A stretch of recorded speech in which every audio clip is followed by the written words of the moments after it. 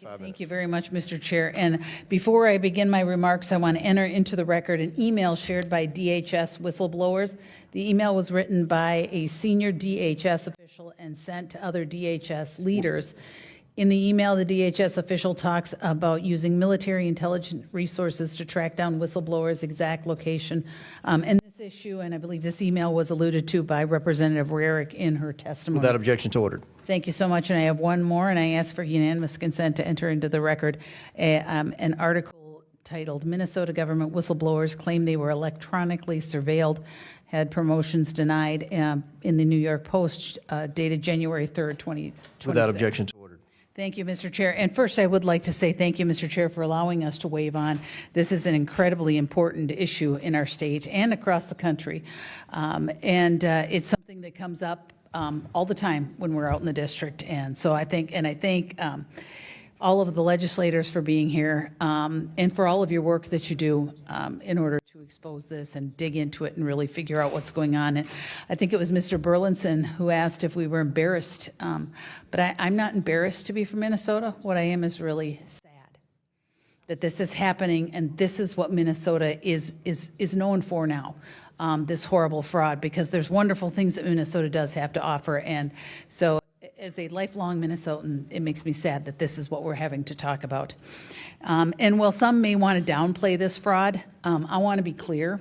This is an explicit and egregious cover-up on the theft of taxpayer dollars. And hundreds of millions stolen from programs intended to help feed children, provide housing, provide child care, even help individuals with autism. And we also have reports that some of this funding is going to terrorist organizations, like was mentioned earlier. Democrats have been in charge in Minnesota for years. And I was in the Minnesota legislature, I know. And they specifically wrote and passed legislation that reduced oversight when handing out federal funds. Democrats seized on COVID in particular to yank back fraud protections, just so that they could hand out money as fast as possible. That was the whole thing. That was the mantra during COVID, is we've got to get it out fast. So we can't have all these regulations and checks and balances on them.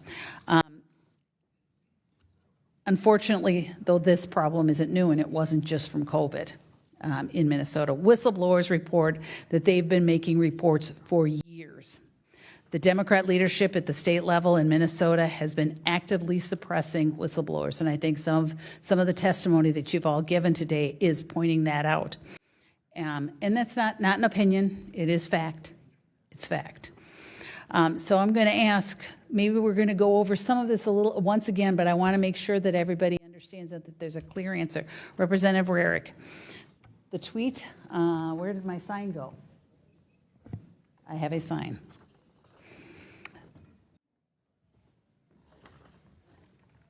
Maybe we don't. But there's an account that is working, that is, I believe, from the whistleblowers.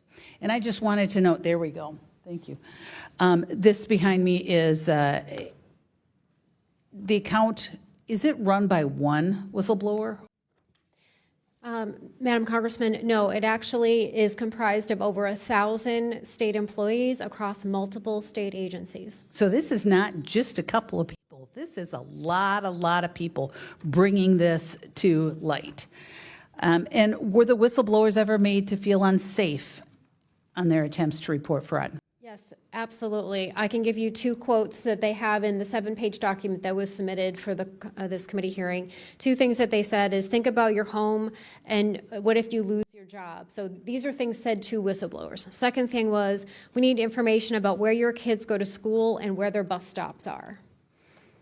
And Representative Rarick, it's just incredible stuff. And I know you mentioned it before, but I do think it's worth repeating, because we had whistleblowers. This could have been happening, but there has been Democrat administration after Democrat administration, including Walz and the newer, they have not addressed these things. And they have not said, hey, whistleblowers, we believe you, and we're going to do something about it. And so that's the concern. And I just want to, I'm running low on time, but I wanted to just ask Representative Robbins, and I'm sorry, Mr. Hudson, but you've had some really good moments today, so I'll go to Representative Robbins. As chair of the committee, if these claims of retaliatory action are true, then it violates the law. So if these claims are true, then a state agency is violating our own state whistleblowers laws. Is that correct? So the whistleblower statute is for civil penalties. There is no criminal penalty for whistleblower retaliation in statute currently, but we are looking at that for the next session. But that's why when people say, why haven't these people who've retaliated against the whistleblowers been prosecuted, it's because there is no criminal penalty in statute. Has there been anything by the Attorney General's office, and this is maybe a question that I'll ask if he's comes, anything by the Attorney General's office that would deal with that? No, we passed a law this session to expand whistleblower protection because prior to this session, they could only report up through their supervisor or to the state attorney general.